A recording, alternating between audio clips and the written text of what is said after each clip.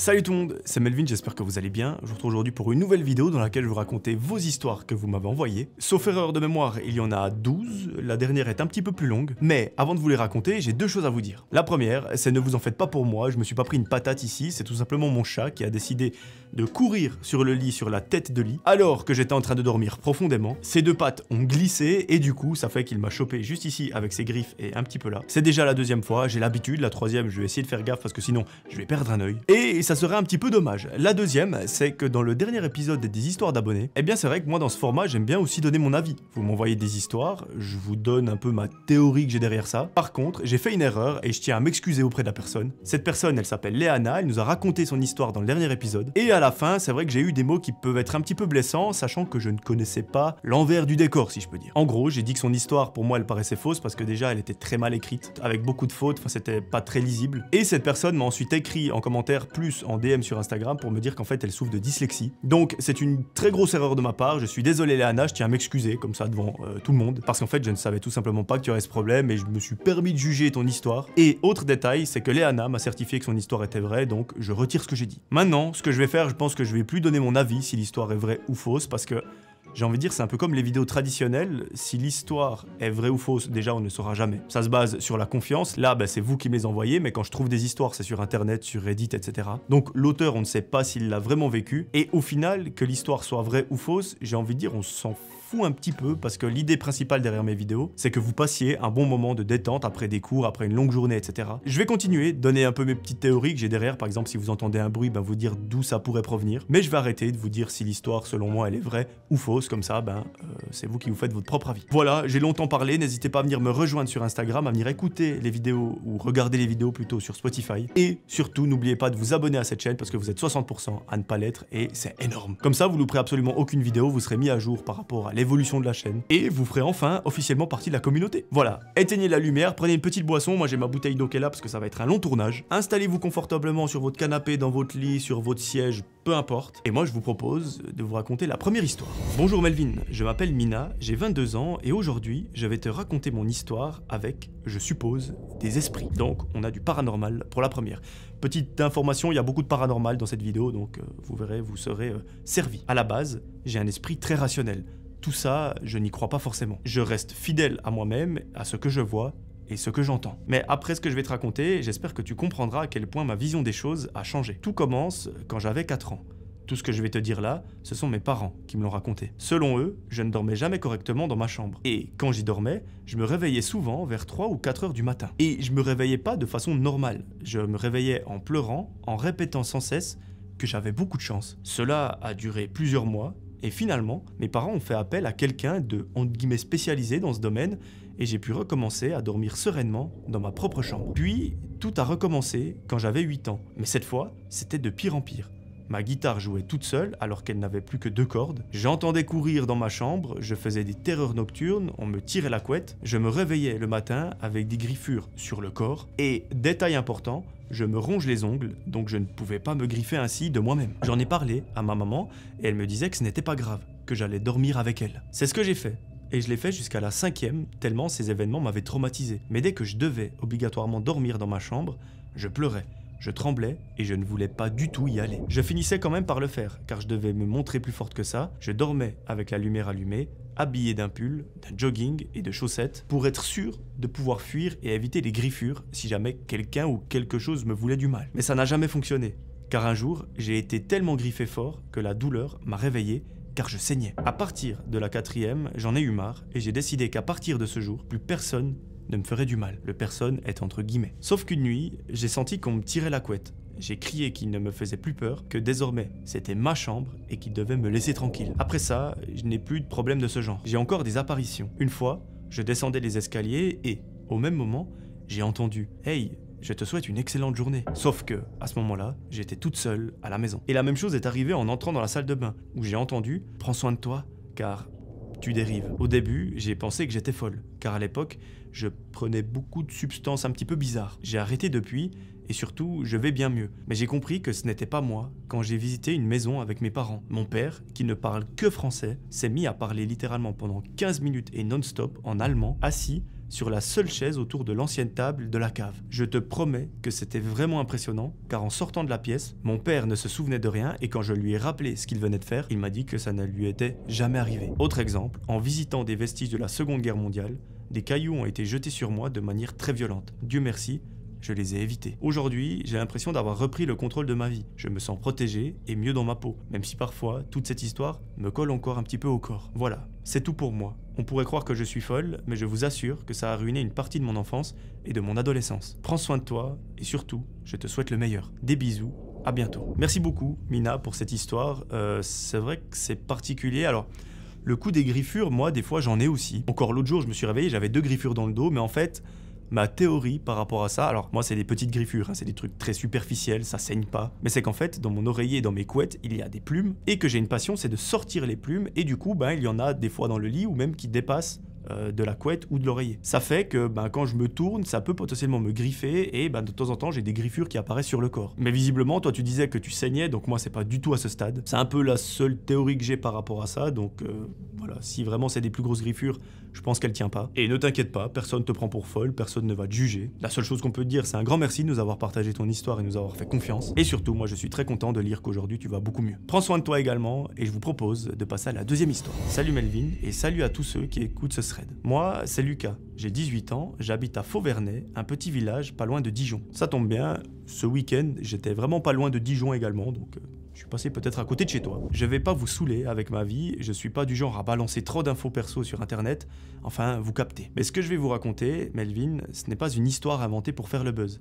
C'est vraiment ce qui m'est arrivé il y a quelques semaines, et franchement, ça me hante encore. C'est flippant, dérangeant, le genre de truc qui te fait vérifier 10 fois si ta porte d'entrée est bel et bien fermée. Ça va prendre quelques minutes à écouter et à lire, mais restez jusqu'au bout, parce que c'est le genre d'histoire qui te fait flipper quand t'es seul, chez toi, en pleine nuit. Eh bien Lucas, on attend que ça. Tout a commencé début septembre. J'étais dans ma maison à Fauvernais, une vieille baraque en pierre que je loue depuis que j'ai commencé la fac à Dijon. C'est une maison de village typique, les murs sont épais, un rez-de-chaussée et un étage, des volets en bois qui grincent et un vieux paillasson râpé devant la porte d'entrée. Ces vieilles maisons font toujours des bruits bizarres, le plancher qui craque, le bois qui travaille, les tuyaux qui gargouillent ou les volets qui claquent quand il y a du vent. Mais ce soir-là, l'ambiance était lourde. Tu connais cette sensation où t'as l'impression que quelque chose cloche, comme si quelqu'un te regardait? Eh bien, voilà, c'était ça. Vers minuit, j'étais dans ma chambre à l'étage, en train de mater une série sur mon ordi, quand j'entends un bruit. Une sorte de toc-toc-toc, super léger, mais hyper régulier, comme si quelqu'un tapait doucement sur une fenêtre. Avec les volets fermés, je me dis que c'est peut-être une branche ou un oiseau. Je descends pour vérifier à la fenêtre du rez-de-chaussée, mais il n'y a rien. Juste la nuit noire, dehors à travers les interstices des volets, et un lampadaire au bout de la ruelle qui clignote. Les craquements habituels du plancher m'accompagnent, mais ce toc-toc-toc n'avait rien de normal. J'essaie de me raisonner, mais là, je t'avoue que j'avais quand même bien la chair de poule. Alors que, concrètement, rien de particulier ne s'était passé. Je remonte dans ma chambre et le bruit recommence. Cette fois, ça provient de la porte d'entrée qui se situe au rez-de-chaussée. Toc toc toc. Toujours le même rythme, toujours discret, mais très oppressant. Fauvernais, c'est pas le genre de bled où on s'amuse à toquer la nuit. Je redescends, l'escalier grince sous mes pas, et ça me fait encore plus les jetons. Je regarde par le Judas, il n'y a rien. Juste l'obscurité. La lumière de la ruelle s'est éteinte, et j'ai l'impression que quelque chose bloque ma vue à ce moment-là, comme une ombre. J'essaye d'allumer l'ampoule extérieure, qui est grillée, forcément, sinon ce n'est pas drôle. Et là, je t'avoue que je commence vraiment à flipper. Je retourne à l'étage, et j'entends un nouveau bruit. Pas un toc, une sorte de grattement, comme si on frottait quelque chose contre le mur, à côté de la porte. Et, en plus, un autre son, comme une bête qui est coincée dans les volets du salon, une sorte de flap flap flap, comme si quelque chose essaye de s'envoler. Melvin, je te jure, mon cœur s'est emballé, mais ce grattement et ce flap, c'était pas du tout normal. Je prends ma lampe de poche, j'ouvre la porte, et à nouveau, il n'y a rien. La ruelle est complètement vide, et même trop vide. Pas un bruit, pas un chat, et tous les volets qui sont immobiles. Donc, sous-entendu, qu'il n'y a pas de vent. Je referme à double tour, je pousse une chaise contre la porte, comme dans un mauvais film d'horreur. J'essaye de me calmer, mais qui ferait ça ici, à Fauvernais? Et puis j'entends un murmure, pas dehors, mais dedans. C'est une voix hyper basse qui répète un truc incompréhensible. Ça venait de l'escalier et franchement, j'ai cru que j'allais tourner de l'œil. J'essaie de filmer avec mon téléphone, mais l'écran il freeze, comme si le truc voulait pas être enregistré. Le murmure, c'était comme un chant, mais pas humain, pas normal, juste glauque. Je me barricade dans ma chambre, lumière allumée, avec un couteau de cuisine que j'ai chopé en bas. Les volets claquent un peu à cause du vent, donc apparemment maintenant il y a du vent dans l'histoire. Mais il y a aussi ce flap flap flap, comme si quelque chose était toujours coincé dedans. J'ai attendu, en sueur, jusqu'à 4 h du matin, quand le murmure s'est enfin arrêté. Là, je n'ai pas dormi de la nuit. Le lendemain, j'ai tout inspecté. Rien à l'intérieur, aucune effraction, aucun signe bizarre dans les volets, mais sur le paillasson, j'ai vu des empreintes de pieds nus. Ces empreintes, elles étaient blanches, comme si quelqu'un avait marché dans de la farine ou du plâtre. Elles s'arrêtaient pile devant ma porte, comme si la personne avait juste toqué, gratté et complètement disparu. J'en ai parlé à un pote de la fac, il m'a dit que ça pouvait être un ouvrier d'un chantier ou un animal, mais Melvin, il n'y a pas de chantier à Fauvernais. Et un animal, ça fait pas des empreintes humaines. Pendant des semaines, toutes les nuits, vers minuit, les bruits revenaient, les tocs, les grattements, les flap flap flap, parfois le murmure dans l'escalier. À chaque fois que je tentais de filmer, mon iPhone plantait. J'ai dormi chez un pote à Dijon, et là-bas, rien ne se passait. Mais dès que je revenais chez moi, ça recommençait. Une fois, j'ai même appelé les flics. Ils ont inspecté la maison, la ruelle, les volets. À nouveau, il n'y avait rien. Ils m'ont indiqué que c'était probablement un animal ou un squatter. Mais un squatter, ça murmure pas, et ça laisse pas des empreintes de pieds nus en plâtre. Le pire, c'était il y a 4 jours. En rentrant de la fac, j'ai trouvé une empreinte de main sur le miroir de ma salle de bain qui se trouve à l'étage. Donc dans ma maison, pas à l'extérieur. Ce n'était pas ma main parce qu'elle était bien trop grande, trop fine et surtout avec des doigts déformés. J'ai paniqué, j'ai nettoyé direct, mais j'avais vraiment l'impression que les phénomènes empiraient. Et hier, tout s'est arrêté. Pas de toc, pas de grattement, pas de flap, juste les bruits normaux de la maison. Ce matin, le paillasson était propre, le miroir aussi, tout semblait normal. Et c'est ça le plus flippant. Pourquoi est-ce que ça s'est arrêté de façon très nette? C'était quoi? Est-ce que ça va revenir?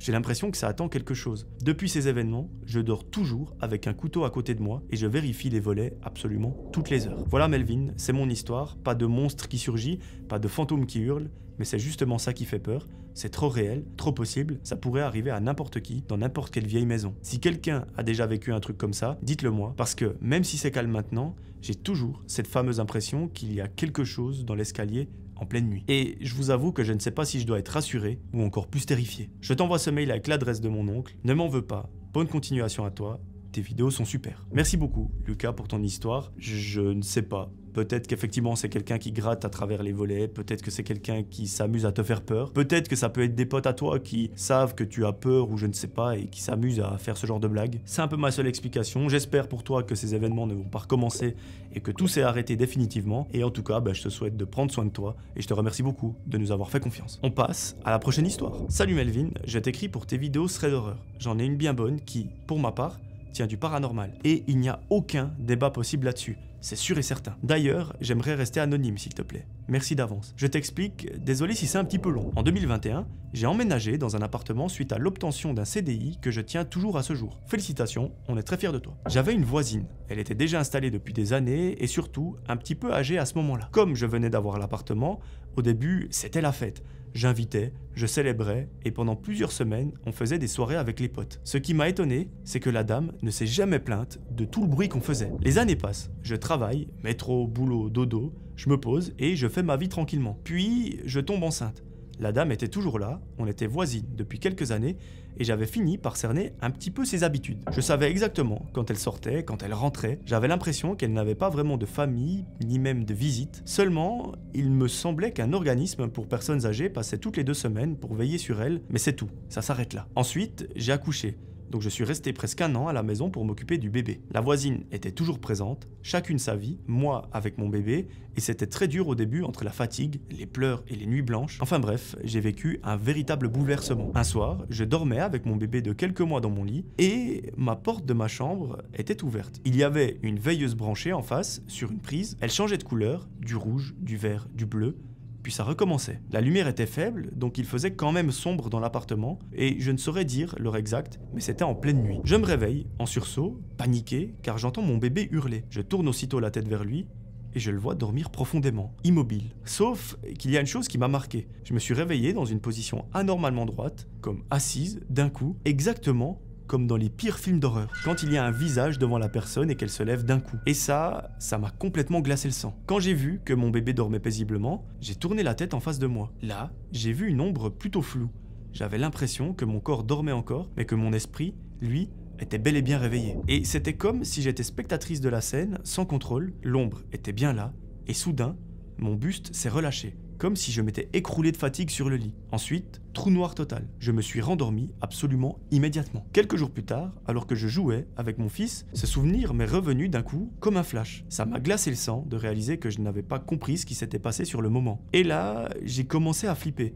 Ça faisait un sacré moment que je n'entendais plus ma voisine sortir. Depuis mon appartement, j'ai entendu des voix de jeunes femmes arriver dans le couloir, frapper à sa porte, crier son nom, et tout s'est enchaîné très vite. Gendarmes, pompiers, ils ont fini par rentrer chez elle, et il s'est avéré que ma voisine était décédée depuis plus d'une semaine. J'étais totalement sous le choc, surtout parce que je n'avais rien senti de bizarre, aucune odeur, absolument rien. Alors, j'ai pensé que ce qui m'était arrivé la nuit où elle est morte, c'était peut-être un signe, comme si elle était venue me prévenir qu'elle était en train de partir. C'est la seule fois de ma vie qu'il m'est arrivé quelque chose d'aussi étrange et incompréhensible. Depuis, je n'ai plus jamais rien vécu de paranormal, mais cette histoire me hantera toujours. J'ai même ressenti de la culpabilité en me disant que j'avais compris trop tard, et je m'en suis toujours voulu de ne pas avoir fait le lien plus tôt. Merci beaucoup pour ton histoire. Alors première chose que je peux te dire, c'est ne t'en veux pas, c'est quelque chose que tu ne contrôles pas, sur lequel tu n'avais aucun impact. Si c'était bel et bien un signe de cette voisine qui était assez âgée, tu n'aurais jamais pu le deviner. Et encore moins te dire « Ah, il faut que j'aille la voir parce que c'est elle qui vient me donner un signal. » Donc, oublie ça, ne t'en veux pas, tu n'y peux rien. Après, est-ce que c'est bel et bien paranormal ou est-ce qu'il y a une explication? Je n'en sais rien. Je sais qu'il y a beaucoup de personnes qui souffrent de paralysie du sommeil, j'ai même un ami proche qui m'en a confié. Personnellement, je n'ai jamais vécu ça, je touche du bois, j'espère que ça m'arrivera pas cette nuit. Parce qu'un Foudup qui vient, qui me griffe le visage et les paralysies du sommeil,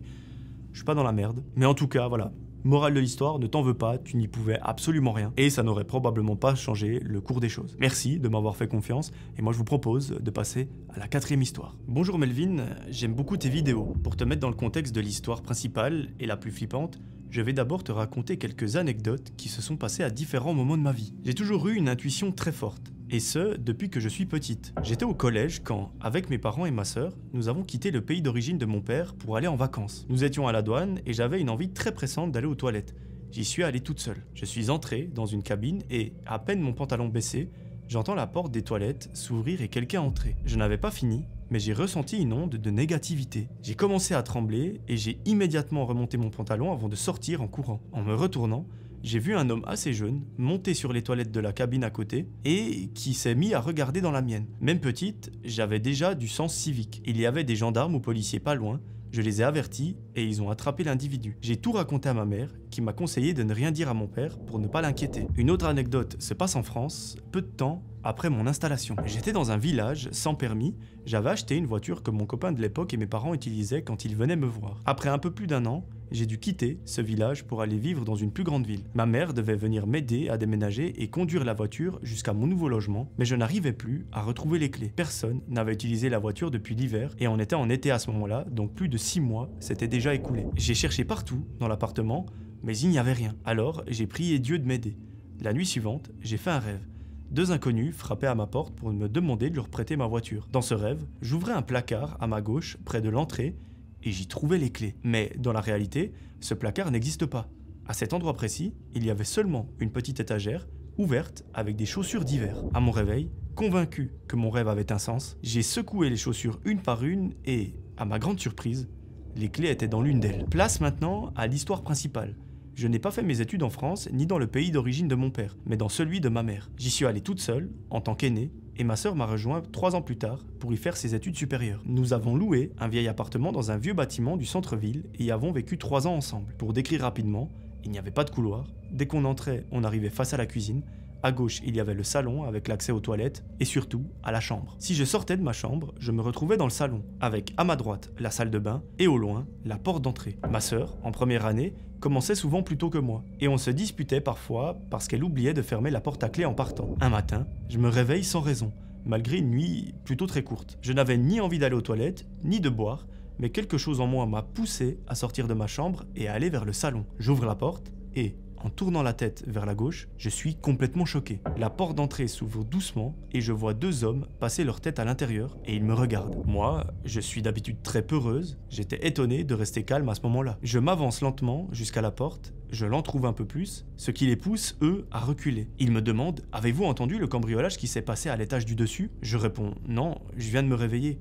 Qui êtes-vous » Ils me disent « Nous sommes de la police. » et je précise qu'il n'avait pas d'uniforme ni de badge. Puis il me demande, avez-vous des objets de valeur qu'on aurait pu vous voler? Et moi, à ce moment-là, j'ai menti. Je leur ai dit non, je suis étudiante, à part mes gros bouquins de cours, je n'ai rien de valeur. Alors qu'en réalité, nous avons plusieurs objets précieux. Ils me disent, d'accord, on repassera plus tard pour vous interroger. En fait, vous l'aurez compris, ces hommes, c'était eux les cambrioleurs. J'en suis certaine, et évidemment, ils ne sont jamais revenus. Je n'ai pas eu de traumatisme particulier après ça, mais ça m'a servi de leçon à moi et à ma sœur. J'ai surtout appris à toujours faire confiance à mon intuition. Merci Melvin de m'avoir lu, j'espère que mon français est compréhensible, ce n'est pas ma langue maternelle, et je voulais absolument partager cette histoire pour que tu puisses la raconter. J'aimerais aussi que les gens apprennent à écouter leur intuition, parce qu'elle peut leur sauver la vie, comme elle a probablement sauvé la mienne ce jour-là. Tu peux garder mon nom, ça me dérange pas, je m'appelle Sarah. Merci beaucoup, Sarah, pour ton histoire.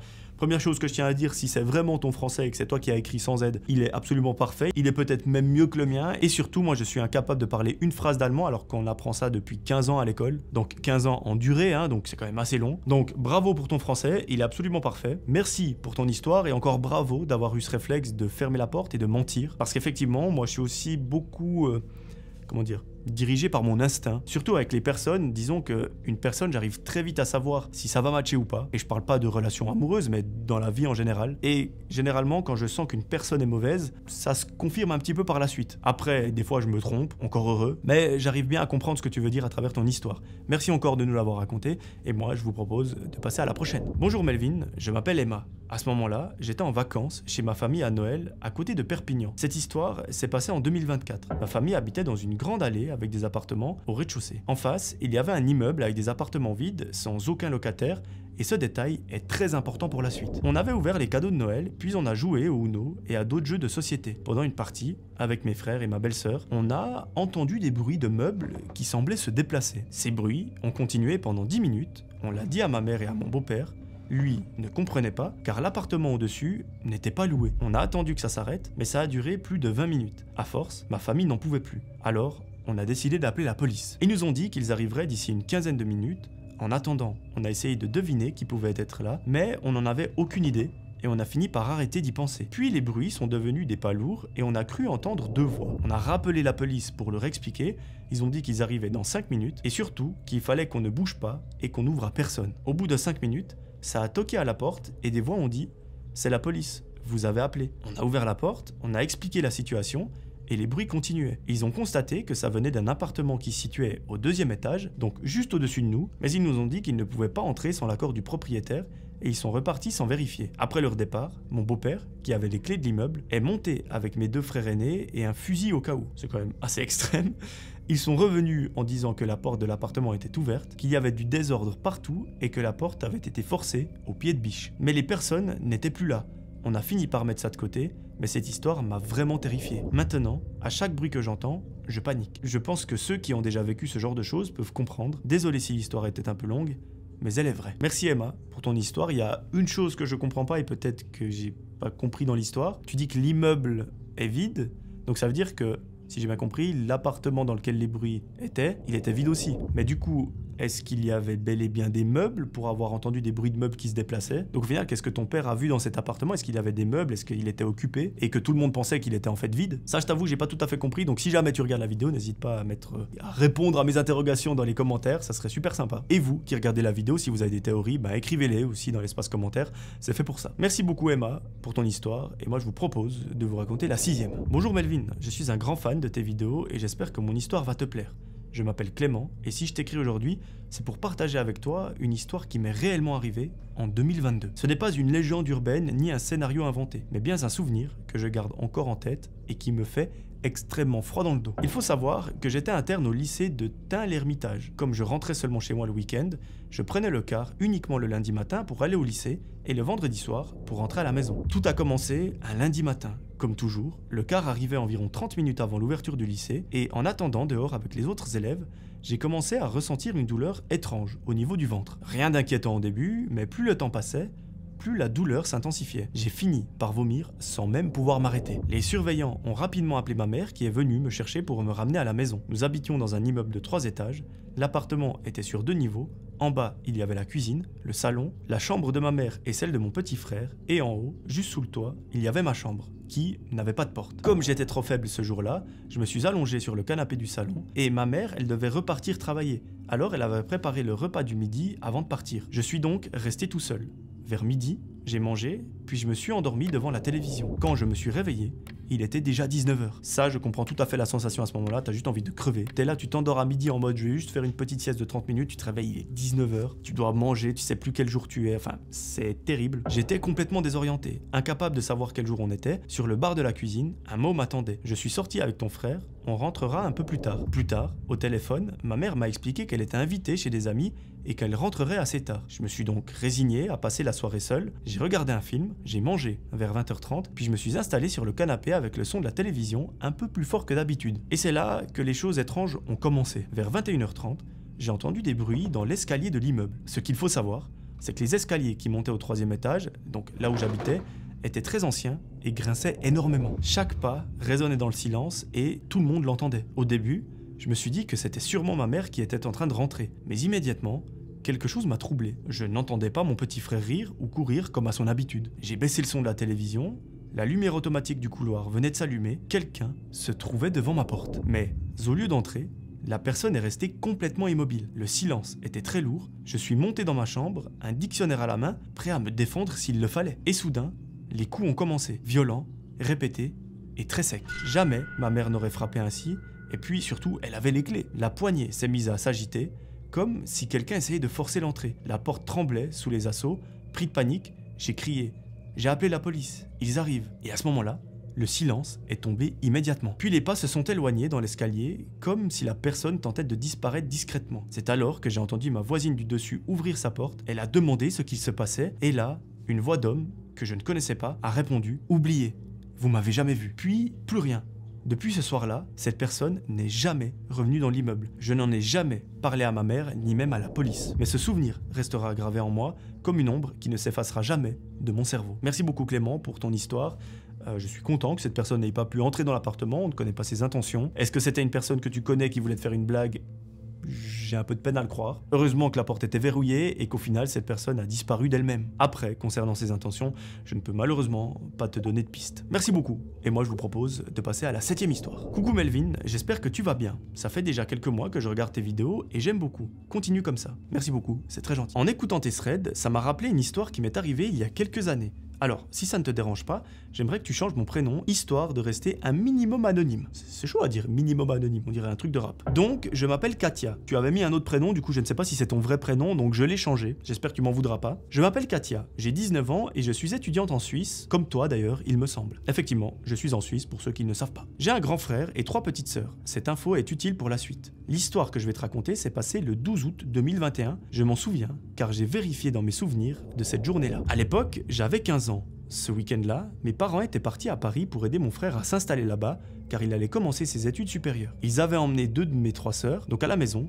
il ne restait que moi et ma sœur qui a 1 an de moins que moi. Elle avait donc 14 ans. Il faut savoir que mes parents étaient assez stricts avec nous. Par exemple, ma mère nous mettait tout le temps en garde sur le monde extérieur. Elle disait souvent « La nuit, dehors, il n'y a que des fous, c'est trop dangereux ». Maintenant que j'ai grandi, je me rends compte qu'elle avait raison. Mais bref, comme mes parents n'étaient pas là, on a invité une copine pour passer une soirée pyjama. Et comme dans une ville à côté, il y avait une fête foraine, on s'est dit, comme on est téméraire, ce soir, on y va. Petite précision, j'habite dans une zone pavillonnaire, juste à côté d'une zone industrielle. Je ne sais pas si tu vois le genre, mais la nuit, il n'y a vraiment personne. C'est très calme et un petit peu flippant, je dois l'avouer. On était déjà stressés à cause des mises en garde de ma mère et du fait qu'on ne sortait jamais seul la nuit. Donc, par précaution, comme j'étais la grande sœur, j'ai pris un petit couteau avec moi, pas un gros couteau de cuisine très tranchant, mais un petit couteau qui fait la taille de ma paume de main et qui est bien pointu. Tu dois probablement te dire à ce moment-là que j'étais cinglé, mais on stressait vraiment, surtout qu'on allait prendre les transports. Pour aller à la fête foraine, il fallait prendre un bus puis un tram, environ 45 à 50 minutes de trajet. On y est allé le soir, je me souviens plus de l'heure exacte,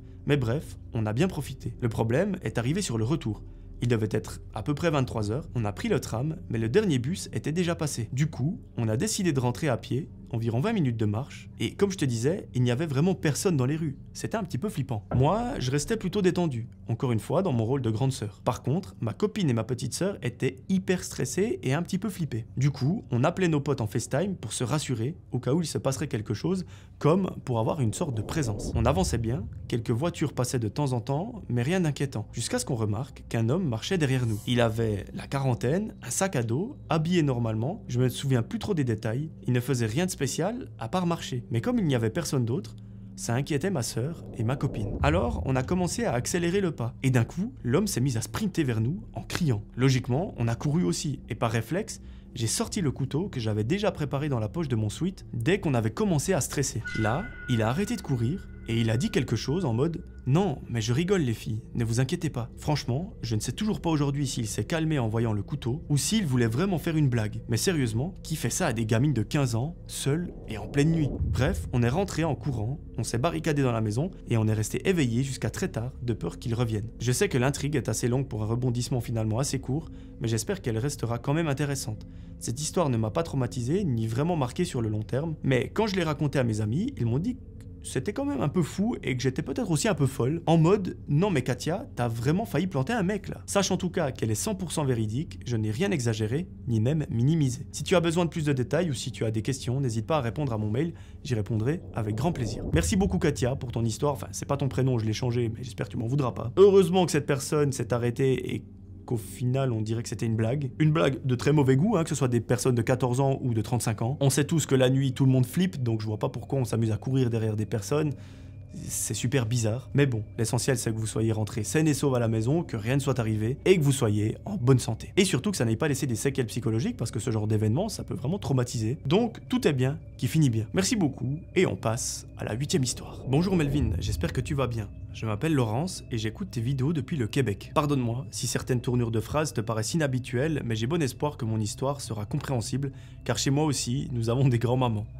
Merci beaucoup Laurence, au moins je suis pas seul à appeler ma grand-mère ma grand-maman. Mon histoire s'est passée cet été alors que j'étais en voyage en Italie avec 2 copines. Nous avions loué un Airbnb dans la ville de Lecce. Pour te mettre en contexte, au Québec, les rues sont larges et il est presque impossible de voir 2 portes d'entrée se faire face à seulement 3 ou 4 mètres de distance. Tu peux donc imaginer notre surprise quand nous avons découvert qu'à peine à 4 mètres de notre logement se trouvait une vieille église qui ne semblait même pas fréquentée. Là, ça fait déjà un petit peu flipper. Nous avons un petit peu ri de la situation, puis nous n'y avons plus porté attention puisqu'il était déjà tard et que nous devions aller souper. Cette nuit-là, j'ai fait une paralysie du sommeil. Ce n'était pas surprenant dans mon cas puisque j'en avais déjà eu et le petit stress causé par la proximité de cette église avait probablement suffi à déclencher l'épisode. Le lendemain matin, j'en ai parlé à mes amis et je leur ai raconté mon rêve en détail. Dans ce rêve, une sorte d'homme, ou de créature plutôt, s'était jeté sur moi en courant et j'étais totalement incapable de bouger pour m'en échapper. Une de mes amies a vraiment eu peur en entendant ça et a immédiatement accusé le Airbnb d'être hanté. Nous l'avons rassurée et avons continué notre journée normalement. Le soir venu, mon amie était nerveuse à l'idée de se coucher, mais elle s'est tout de même endormie assez rapidement. Vers 3 h du matin, elle m'a réveillé en panique parce qu'elle venait de vivre sa toute première paralysie du sommeil et la sienne était identique à la mienne. Après l'avoir rassurée et lui avoir expliqué que sa peur avait probablement provoqué ce rêve, elle m'a supplié de rester éveillée avec elle jusqu'au lever du soleil. Quelques instants après, nous avons entendu 2 chats crier extrêmement fort. Leur cri était presque diabolique et on aurait dit qu'ils venaient de l'intérieur de la maison alors que toutes les fenêtres étaient fermées. Autant dire que je n'ai pas eu de mal à rester éveillé jusqu'au matin, car même si j'avais des explications logiques, j'étais quand même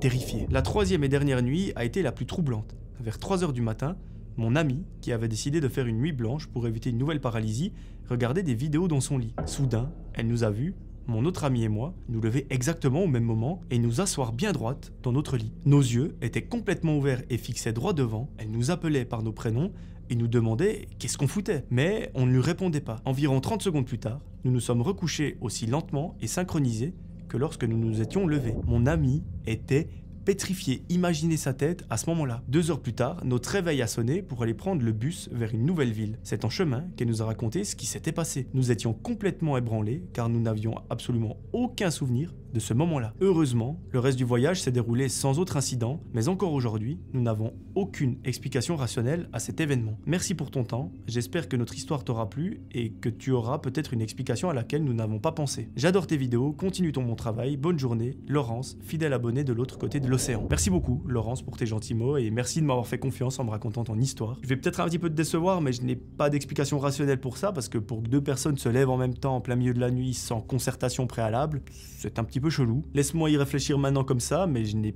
pas d'explication par rapport à ça. Peut-être qu'il y a eu un son ou quelque chose qui a déclenché ces mouvements chez vous, mais je vois pas ce qui expliquerait ça. Donc malheureusement, je ne peux pas vraiment t'aider sur ce coup-là. Merci en tout cas, et moi je vous propose de passer à la 9e histoire. Salut Melvin, j'espère que tu vas bien. Je me présente, je m'appelle Yacine et je t'écris pour te raconter des histoires qui me sont arrivées. Tu peux dire mon prénom, il n'y a pas de souci. Donc, première histoire. C'était un jour d'été en Algérie, chez mes grands-parents. Ils ont une grande maison de 3 étages, avec en plus 2 terrasses. La maison est un petit peu vieille, avec des meubles anciens, des décorations d'époque, genre meubles en bois, vieille télé, enfin, tu vois le genre. C'est marrant parce que dans les histoires d'horreur, les maisons, elles sont toujours vieilles. Il n'y a pas d'appartements neufs, rénovés ou qui viennent d'être construits. Que plus tard, je ne vais pas habiter dans une ancienne maison. C'est peut-être une bonne chose. Petite précision, au 2e étage, il y a quelques pièces où personne ne va jamais. Ces pièces, elles sont réputées pour être un petit peu flippantes. Et dans l'une de ces pièces se trouvaient des poissons dans un bocal. Ce détail est extrêmement important pour la suite. Un jour, nous étions tous réunis, moi et mes cousins, tous âgés de 14 à 17 ans. On était contents de se retrouver et de passer des vacances ensemble. Ce soir-là, nos parents étaient sortis faire des courses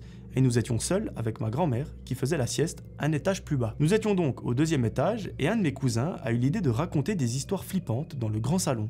Tout le monde a accepté. Le salon était immense, avec un grand meuble en bois qui contenait des assiettes, des verres, des vases, et au milieu, une ancienne télévision qui ne fonctionnait plus. On a décidé de se mettre dans le noir complet, d'installer quelques matelas au centre, et de s'éclairer uniquement avec la lumière d'un téléphone. Mais quelle bonne idée pour bien se faire peur. Mon cousin commence donc à raconter une histoire, et il dit... C'est l'histoire de la Dame Blanche. À peine avait-il prononcé cette phrase qu'un bruit de verre qui éclate a retenti, comme si quelqu'un avait jeté un verre depuis le fameux meuble. Sous le choc, on rallume immédiatement la lumière pour vérifier, mais il n'y a rien. Aucune trace de verre qui semble être cassé. On s'est dit que c'était sûrement notre imagination ou le stress, alors on a tout éteint et on a repris. Mon cousin recommence.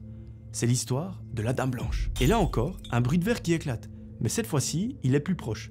Comme si on avait jeté quelque chose dans notre direction. On rallume, on cherche partout, et il n'y a toujours rien. On commençait à avoir des doutes. Mais, pris par l'adrénaline et l'effet de groupe, on s'est dit qu'on n'avait pas peur et qu'on continuait. Une de mes cousines, trop effrayée, a décidé de descendre en bas et a quitté la pièce. Nous, on a continué. Mon cousin reprend une 3e fois, et il dit « C'est l'histoire de la Dame Blanche ». Et là, un énorme bruit sec, comme si on avait frappé violemment sur le meuble, suivi de l'ancienne télévision qui s'allume toute seule, avec une sorte d'écran complètement gris. On s'est tous levés en panique et on a fui la pièce en courant. On n'a rien dit à nos parents, car ils nous avaient toujours mis en garde au sujet de cette pièce, et on leur avait désobéi à ce moment-là. Le lendemain, on est retourné voir. Personne n'était entré entre-temps, et là, on découvre nos poissons morts, sortis du bocal, et étalés par terre. Mais surtout, un miroir dans la pièce était fissuré de partout, alors que la veille, il était complètement intact. On a tout rangé, mais à partir de ce jour-là, on n'est plus jamais retourné dans cette pièce. Depuis, chaque fois que nous devions monter à l'étage pour accéder aux terrasses, on sentait cette ambiance plus ou moins étrange. La pièce restait toujours fermée et plongée dans le noir, avec une atmosphère lourde et pesante, comme si quelqu'un nous observait. Depuis ce jour, il m'est arrivé beaucoup d'autres anecdotes à cet étage, dans cette pièce, ou même ailleurs dans la maison. Certaines sont arrivées à moi, d'autres à des membres de ma famille, mais ça, je te les raconterai peut-être une prochaine fois. Voilà, j'espère que mon histoire va te plaire, et je te dis merci, peut-être à bientôt pour de nouvelles histoires. Merci d'avance d'avoir pris le temps de me lire. Merci beaucoup à toi, Yacine, d'avoir pris le temps d'écrire ton histoire. Plutôt, c'est à moi de te remercier. J'avoue que le coup de penser que c'est un verre qui s'est cassé, puis qu'au final de revenir le lendemain et de voir que c'est ton bocal avec tes poissons qui s'est brisé et que du coup les poissons ne sont malheureusement plus de ce monde, j'imagine que ça doit être bien flippant sur le coup. Le coup du miroir également, j'ai pas d'explication, donc je vais pas en donner. L'essentiel, c'est que vous soyez en sécurité, et j'espère qu'aujourd'hui, les phénomènes se sont un petit peu calmés. On passe à la 10e histoire. Hello Melvin, j'espère que tu vas bien. Je m'appelle Oumeima, mais tu peux m'appeler May, car c'est plus simple à prononcer, et j'habite à côté de Paris. Je te suis depuis maintenant 4 ans, et je suis toujours autant fan de tes vidéos. Petite fun fact, je t'écoute souvent faisant le ménage, en me maquillant, ou même avant de dormir. Merci beaucoup, je sais qu'il y a beaucoup de gens qui écoutent les vidéos pour s'endormir, enfin qui écoutent plutôt que regarder, donc si je peux influencer positivement votre sommeil, c'est tout bénef. Je suis là pour te raconter une des histoires paranormales les plus traumatisantes qui me soient arrivées et qui me hantent toujours depuis. Car oui, des histoires paranormales, il m'en est arrivé beaucoup dans ma vie. J'ai actuellement 19 ans, bientôt 20. Et à cette époque-là, J'en avais 14 ou 15, j'étais en 3e. Il faut savoir que le vendredi, je finissais à 12h30, en semaine impaire, mais comme je mangeais au self, je sortais à 13h30 ou 14h. Ce jour-là, après le collège, je rentrais à pied. Il faisait chaud et il n'y avait aucun bruit dehors, à part quelques oiseaux qui chantonnaient. Près du quartier pavillonnaire où j'habite, il y a 2 maisons abandonnées et complètement délabrées. Et on va parler de la deuxième, la plus proche de chez moi. En passant devant, j'ai toujours ressenti des frissons et un profond malaise. Les fenêtres étaient cassées, le garage fissuré en deux, en forme de pic. À l'intérieur, on voyait de vieux cahiers, des taches sombres, des toiles d'araignée. Et à environ 5-6 mètres de cette maison, j'ai commencé à entendre le bruit d'une chaise à bascule, comme dans Annabelle. Pour celles et ceux qui ne savent pas, Annabelle, c'est un film d'horreur qui parle d'une poupée maudite. Je me suis dit que c'était sûrement une personne âgée qui profitait du silence et du beau temps. Mais non, plus je m'approchais, plus le grincement devenait fort. À 3 mètres de la maison, j'ai aperçu un vieil homme de dos. Immédiatement, je me suis dit que c'était bizarre, car cette maison était inhabitable. Le vieil homme portait des vêtements d'un autre temps, style années 60, années 70. Sa peau était extrêmement pâle, il avait un sourire très malsain, des yeux noirs d'une profondeur inhumaine, et il était chauve. Moi, ça me fait penser au personnage qu'il y a sur mes miniatures, ces temps, il se ressemble un peu. Son aura était si malsaine qu'aucun humain ne pouvait dégager ça. Je me suis totalement figé sur place, incapable de bouger, mais mon instinct m'hurlait de courir. Quand j'ai eu le déclic, j'ai couru aussi vite que jamais je ne l'avais fait dans ma vie. 2 secondes plus tard, je me retourne pour vérifier s'il était toujours là en train de me fixer, mais il avait disparu, lui et sa chaise. J'ai couru encore plus vite jusqu'à chez moi et je retenais ma respiration. J'ai raconté à ma mère ce que j'avais vu, mais elle ne m'a pas cru. Elle m'a dit que j'avais rêvé. Pourtant, je sais ce que j'ai vu, et Dieu seul en est témoin. Après ça, je n'ai pas dormi de la nuit. Quand j'y arrivais, je faisais sans cesse des cauchemars où cet homme me voulait du mal. Toujours ce même regard et surtout ce sourire très malsain. Par la suite, j'ai fait des recherches sur la maison, mais je n'ai pas trouvé grand-chose. D'après les anciens du quartier, dans cette maison, il y aurait eu un homme qui était très violent avec sa femme. Il la trompait, il l'enfermait dans le garage en hiver, il la battait contre les murs en l'attachant, ce qui expliquerait les taches sombres visibles. Jusqu'à aujourd'hui, je n'arrive pas à oublier sa tête, son sourire et son regard. J'habite toujours dans le même quartier et parfois je dois repasser devant cette maison pour aller chercher ma petite sœur au collège ou aller à l'Intermarché. Chaque fois, j'ai des frissons et un profond malaise. La maison a été rénovée et habitée par une mère célibataire avec 3 enfants. Mais cette famille a très vite déménagé. Je connaissais une des petites filles, elle avait 8 ans. Elle m'a confié que la nuit, elle voyait souvent un homme devant son lit qui la fixait de nouveau avec un sourire très malveillant. Et quand elle appelait sa mère en criant, il disparaissait complètement. La maman n'a jamais voulu en parler, de peur qu'on la prenne pour une folle. J'espère que mon histoire t'a plu. Si tu veux, je peux t'en raconter d'autres, une par une. Tu es la première personne à qui j'en parle en dehors de mes proches. J'espère qu'elle ne sera pas trop longue. Continue ce que tu fais. J'adore ton contenu. Je te souhaite plein de bonnes choses, de bonheur et une merveilleuse santé. Merci pour tout et peut-être à une prochaine histoire. Merci infiniment, Oumaima. C'est très gentil de m'avoir raconté ton histoire et de me faire confiance à ce point. J'espère que je l'ai raconté comme toi tu me l'as raconté par mail. Effectivement, si tu as vu des tâches et enfin, en voyant les taches sur les murs et en connaissant l'histoire par la suite, on peut éventuellement faire un lien. C'est tout simplement terrible ce qui s'est passé dans cette maison. Je n'ai pas d'explication rationnelle. En tout cas, voilà. J'espère que tu n'es pas repassé devant cette maison récemment et que la famille qui y habitait et qui a déménagé par la suite, aujourd'hui elle se trouve dans une maison un petit peu plus normale, si je peux dire. Merci encore une fois. C'est très gentil d'avoir pris le temps d'écrire ton histoire et moi je vous propose de vous raconter la 11e. Salut Melvin, je m'appelle Enzo et j'aime beaucoup ce que tu fais. D'ailleurs, tu m'as répondu sur Instagram et j'apprécie beaucoup. Je suis abonné à ta chaîne depuis 1 an et j'ai remarqué que tu racontes régulièrement des histoires d'abonnés. Donc je me suis dit, pourquoi pas raconter la mienne. J'espère que tu prendras le temps de la lire et peut-être de la sélectionner pour l'une de tes vidéos. Cette histoire s'est passée il y a 3 ans maintenant. J'ai une meilleure amie que je connais depuis toute petite grâce à nos parents et avec qui je m'entends hyper bien. Nous étions en 4e, mais avec 1 an d'écart car j'ai sauté une classe. À l'école, ça se passait bien pour nous deux, même si moi j'étais déjà en difficulté socialement comme aujourd'hui encore. On est voisins, mais on ne se voit pas souvent, donc chaque occasion, on l'a saisie. Ce soir-là, elle m'avait proposé de passer la soirée chez elle pour regarder un match de foot. Petit détail, le match, c'était Rennes contre Marseille. L'idée, c'était de regarder le match ensemble et de manger une pizza. Ses parents, eux, étaient partis au restaurant et nous avaient laissés tout seuls. Avant le match, on avait regardé un petit film d'horreur car on aimait bien ça tous les deux. À 21h, on lance le match qui dure environ 2 heures. Rennes, malheureusement, perd 1-0. Je me prépare à rentrer car j'avais une heure de retour imposée, mais ma meilleure amie me propose de rester plus longtemps. J'appelle mon père et heureusement, il accepte. On décide donc de finir le programme commencé avant le match. À la fin, il est minuit 12, je mets mon manteau pour partir et elle me raccompagne en bas de chez elle. On ouvre la porte, à l'extérieur, il fait tout noir, seul un lampadaire éclaire un petit peu au loin. Soudain, elle me stoppe net, terrifiée et en fixant un point. Je ne comprends pas. À ce moment-là, son chat fonce comme un fou vers l'intérieur et elle crie « Cours à l'intérieur !» Je m'exécute, j'ai failli la laisser dehors, mais elle entre à temps et ferme la porte à double tour. Elle m'explique alors avoir vu une silhouette à une centaine de mètres, à moitié cachée, qui s'est mise à se diriger vers nous quand elle l'a remarqué. Au début, je pensais à une blague, mais vu sa réaction, j'ai vite compris que non. Elle était terrorisée. J'étais en train de trembler et je la vois coller son oreille à la serrure et devenir complètement livide. Elle me dit d'écouter. On entendait une respiration, comme quelqu'un d'essoufflé. À ce moment-là, la panique monte très vite. On réalise aussi qu'on a oublié de fermer la porte du sous-sol à clé. On court à ce moment-là pour la verrouiller. Mon ami appelle ses parents en urgence. Ils répondent qu'ils ne peuvent pas être là avant 10 minutes. Et soudain, on entend 1, 2, 3, 4, 5 coups frappés. Paralysée par la peur, on ne sait pas quoi faire. Elle commence même à faire un mini malaise. Je réussis à la calmer et dans la panique, on attrape des couteaux de cuisine pointus pour se défendre. La maison étant ancienne, aucune porte ne fermait vraiment bien. Sans contrôle, je crie « Casse-toi » ou j'appelle la police. Juste après, on entend des petits bruits dans la serrure. Et à ce moment-là, on ne sait toujours pas s'il s'agit d'une blague ou si la personne est sérieuse. Mon ami rappelle sa mère, qui n'est plus qu'à 2 minutes, pour avoir un petit peu de soutien. Elle nous dit d'appeler la police, c'est ce que je fais. Puis d'un coup, silence total. Quelques secondes plus tard, il y a des pas sur la terrasse. Heureusement, c'était sa mère. Mais le problème, c'est qu'elle a ouvert la poignée sans clé alors qu'on était persuadé d'avoir fermé à double tour. La police est ensuite arrivée, mais évidemment, ils n'ont rien pu faire. On s'est quand même senti plus en sécurité et on m'a raccompagné chez moi. Après ça, j'ai naturellement fait une nuit blanche. 6 mois plus tard, ses parents partent en week-end en Corse et elle vient chez moi la semaine. On avait pour mission de vérifier sa maison chaque jour. On était encore marqué par l'histoire, mais ça commençait à s'atténuer. Pourtant, dès le 2e jour seulement, on remarque que la porte du sous-sol est ouverte. On pense d'abord à une erreur d'inattention de ses parents, mais le lendemain, rebelote. Là, c'était vraiment étrange et ça nous a replongé dans le souvenir d'il y a 6 mois. Elle demande alors à ses voisins qui ont un double des clés s'ils étaient venus. Ils disent que non. Elle récupère donc les clés par précaution et pendant 3 jours, plus rien ne se passe. Chaque soir, on jouait à des jeux de société sur ma terrasse avec vue sur son jardin et chaque matin, on allait vérifier sa maison. Mais un jour, un voisin d'en face nous invite à boire quelque chose et lâche une phrase qui nous glace. « Vous êtes venu hier soir vers 20 h ? Parce que la porte d'entrée était grande ouverte. » Là, on était complètement sous le choc, car à 20 h, on était au restaurant, et pas là. On était passé dans la maison que le matin. Il explique qu'elle est restée grande ouverte une vingtaine de minutes, mais il ne s'est pas inquiété, pensant que c'était nous. Autant dire qu'à ce moment-là, on était complètement terrifiés. Quand ses parents sont revenus, on leur a raconté les 2 événements. Ils n'étaient pas convaincus, mais ont quand même accepté d'installer des caméras de surveillance.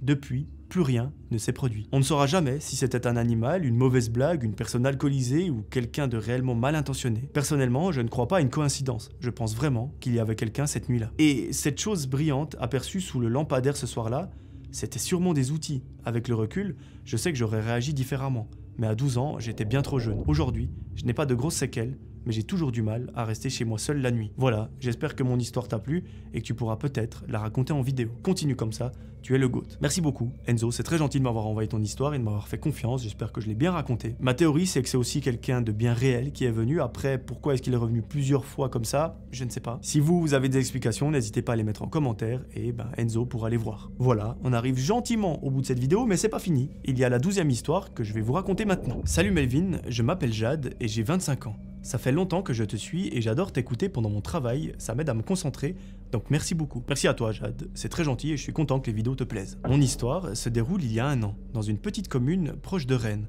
À cette époque, cela faisait 2 ans que j'étais avec mon compagnon, que l'on va appeler Ryan, pour garder son anonymat. Ryan, très autonome, venait de finir la rénovation de sa maison. Et à ce stade de notre couple, nous avons décidé d'emménager ensemble au début de l'été 2024. Durant l'été, tout se passait très bien, même si nous n'avons pas pu partir en vacances. Moi, j'étais très occupé à aménager au fil des semaines. Et lui, il était autant avec son travail car il venait d'ouvrir sa propre entreprise. En août, un mercredi soir, nous avons reçu à dîner les grands-parents de Ryan. La soirée se passait très bien et on a bien mangé. Et l'ambiance était très bonne. À un moment, le grand-père nous a demandé une faveur. Il partait en road trip 2 semaines la semaine suivante et, comme nous étions les plus proches de chez eux, il voulait savoir si cela nous dérangeait de passer tous les matins et soirs pour sortir et rentrer les animaux, leur donner à manger et à boire, et ouvrir et fermer les volets. Ce n'était pas une tâche difficile et, en plus, c'était pour la famille.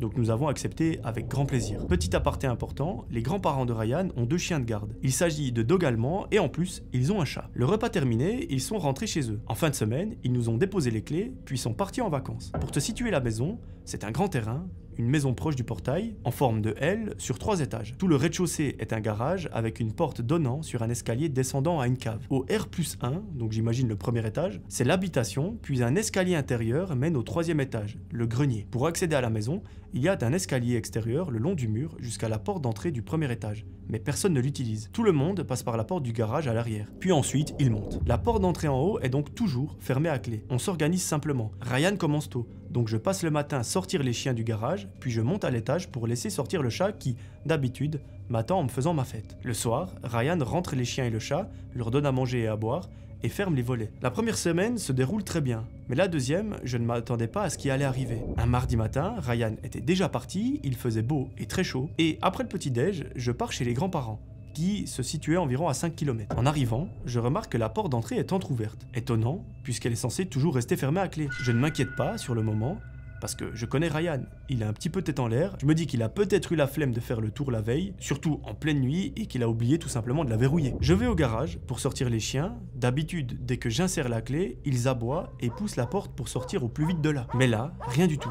Je trouve ça bizarre, j'ouvre, je les appelle, et c'est le silence total. Je les repère finalement assis dans le noir, fixant la porte de la cave, j'essaye de les faire sortir, mais ils refusent. Ils restent complètement figés. Le regard semble être rivé sur la porte. Ça m'intrigue car la cave est condamnée depuis longtemps, les grands-parents sont trop âgés pour y descendre, parce que les escaliers sont étroits, une hauteur de plafond d'environ 1,30 m, mais après plusieurs essais, je parviens à les faire sortir. Je monte ensuite à l'étage par l'escalier du garage. En ouvrant la porte de l'habitation, le chat n'est pas là pour m'attendre, ce qui n'arrive absolument jamais. Je l'appelle, je secoue le sac de croquettes, mais il n'y a rien. Je me dis qu'il dort dans une pièce et que je le trouverai en ouvrant les volets.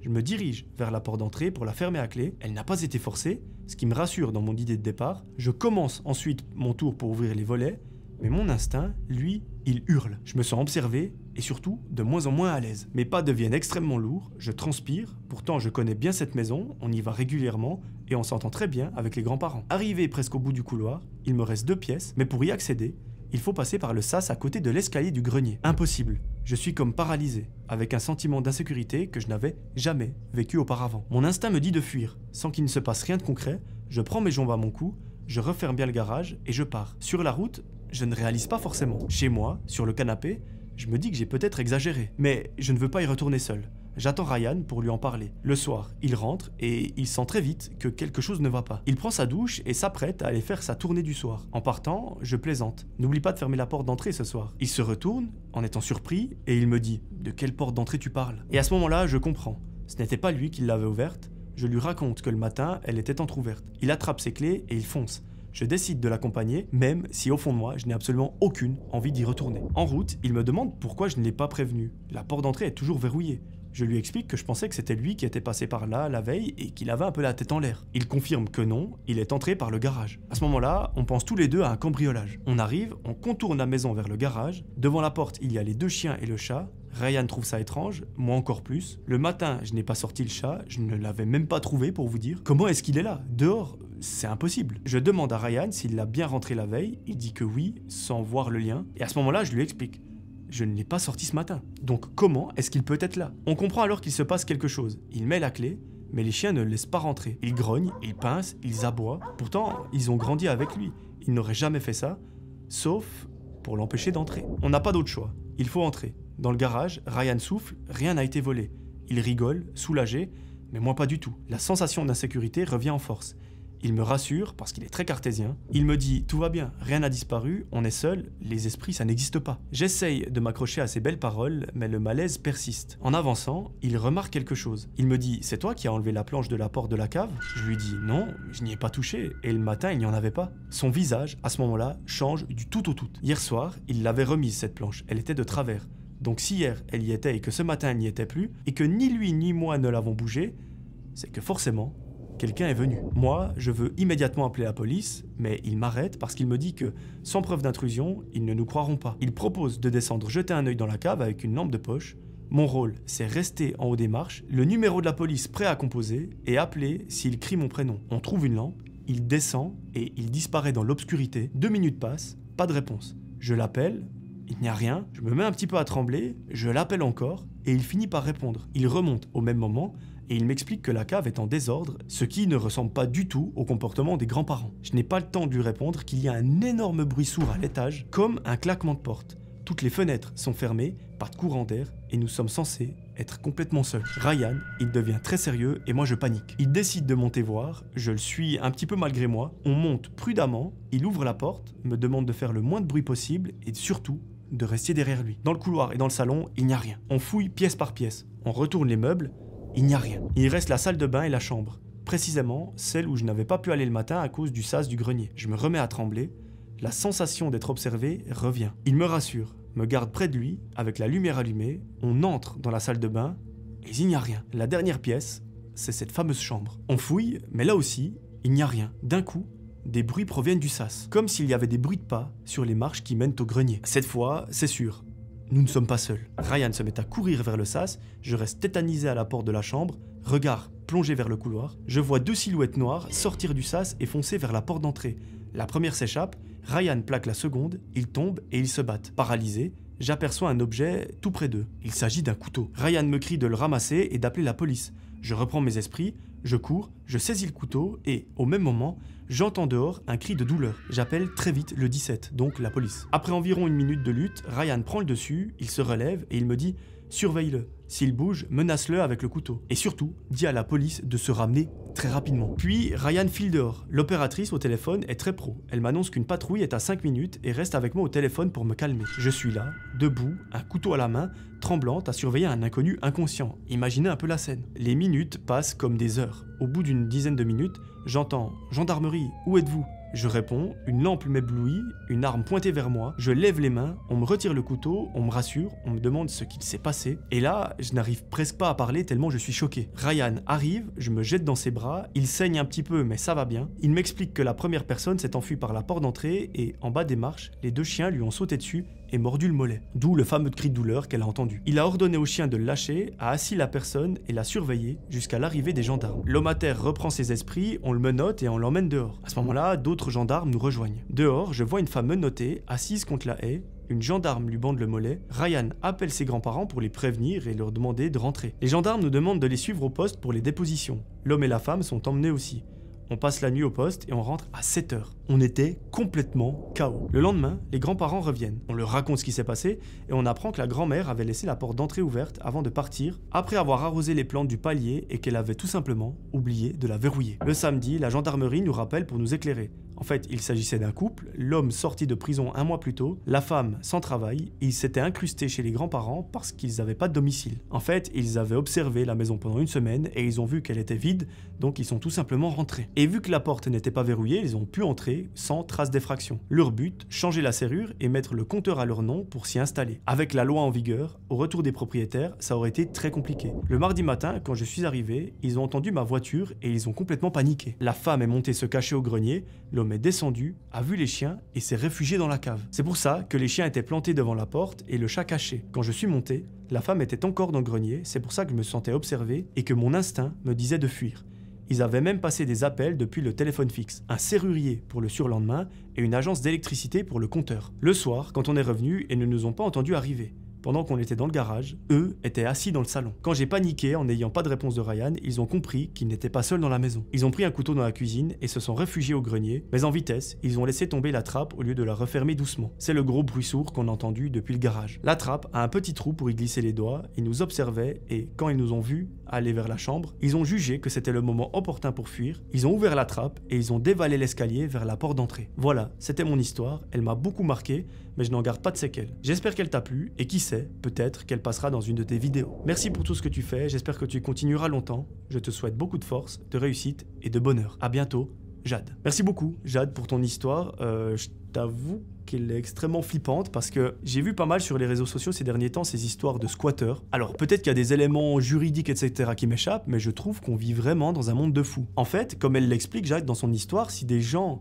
rentrent chez vous, dans votre domicile, alors que vous n'y êtes pas et qu'il n'y a pas de trace d'effraction, en mode vous oubliez de fermer la porte et que les gens rentrent chez vous, qu'ils changent la serrure et qu'ils changent des compteurs, etc. Et que vous, au moment de rentrer, vous pouvez pas rentrer chez vous et que vous forcez, c'est vous qui êtes en tort. Ça veut dire que des gens peuvent squatter votre maison, vous voler votre maison pour laquelle vous avez peut-être travaillé toute votre vie, en disant on est rentré sans effraction, du coup c'est la nôtre maintenant. Ça, je trouve vraiment qu'on marche sur la tête, c'est un monde de fous furieux. Je ne comprends même pas pourquoi la loi est encore comme ça en France. Parce qu'en fait, le propriétaire de la maison, donc la personne qui a travaillé toute sa vie pour s'acheter cette maison, c'est lui qui est en tort. Et si, quand il rentre, il ne peut pas rentrer chez lui et qu'il vire de force les personnes qui squattent, c'est lui qui sera poursuivi pénalement. Donc je trouve ça vraiment incroyable. Et ces derniers temps, maintenant, ça en parle beaucoup sur les réseaux sociaux parce qu'il y a de plus en plus de cas, comme des gens comme ça, ils veulent tout simplement vous voler votre maison et vous l'avez dans l'os. Si quelqu'un est un expert en juridique, etc., n'hésitez pas à nous éclairer sur ce sujet parce que moi, vraiment, c'est un truc qui... Enfin, je m'en remets pas. Je crois qu'en Suisse, c'est un petit peu différent, c'est vraiment propre à la France. Heureusement, Jade et Ryan, vous avez en fait, sans le vouloir, sauvé les grands-parents parce que si ce couple s'était installé, c'était fini pour eux. Donc, on applaudit tous Jade et Ryan, vous avez vraiment eu les bons mouvements et les bons réflexes. Je suis très heureux, Jade, de lire qu'aujourd'hui tu n'as pas de séquelles, parce qu'il y a quand même quelqu'un qui était avec un couteau, enfin ça aurait pu très mal finir. Donc je suis très content qu'aujourd'hui vous soyez en bonne santé. J'espère qu'aujourd'hui vous vivez heureux et que tout va bien pour vous, et que la suite sera rayonnante. Voilà, je crois qu'on arrive gentiment au bout de cette vidéo, je sais pas combien de temps elle dure, en tout cas merci beaucoup pour toutes les histoires qui m'ont été envoyées. Il y aura prochainement un nouvel épisode, j'espère que ça va vous plaire. Si jamais vous voulez me suivre un petit peu plus dans mon quotidien, n'hésitez pas à venir sur Instagram, abonnez-vous à cette chaîne, vous êtes 60%, je le rappelle, à ne pas l'être. C'est aujourd'hui tout simplement le meilleur moyen pour m'aider et développer la chaîne. Si vous voulez m'envoyer vos histoires, n'hésitez pas à le faire à melvinvideos@gmail.com. Mettez-moi l'endroit où vous habitez, comme ça si jamais on pourra peut-être organiser un tournage si jamais votre histoire est incroyable et si c'est faisable. Et voilà, je crois que je vous ai tout dit. Rejoignez-moi sur Spotify si vous avez un abonnement, comme ça vous évite d'avoir les pubs, etc. Il y a la vidéo actuellement, vous pouvez voir les épisodes en format vidéo, donc comme sur YouTube. Moi je vous retrouve très vite pour une nouvelle vidéo. D'ici là, j'aimerais que vous preniez soin de vous. C'était Melvin, à très bientôt, ciao tout le monde.